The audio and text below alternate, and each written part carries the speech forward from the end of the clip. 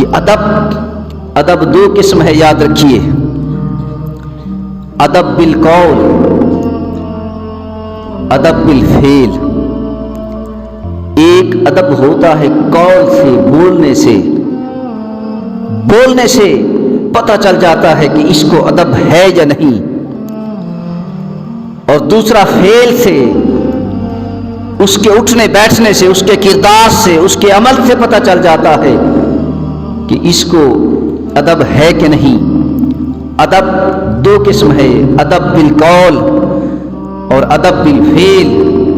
ادب بالقول اور ادب بالفعل میں سے ادب بالفعل زیادہ قوی ہے ادب بالقول سے، لہذا انسان کے اندر دونوں صفتیں ہوں، ادب بالقول بھی ہو اور ادب بالفعل بھی ہو، ادب بالقول بھی ہو اور ادب بالفعل بھی ہو۔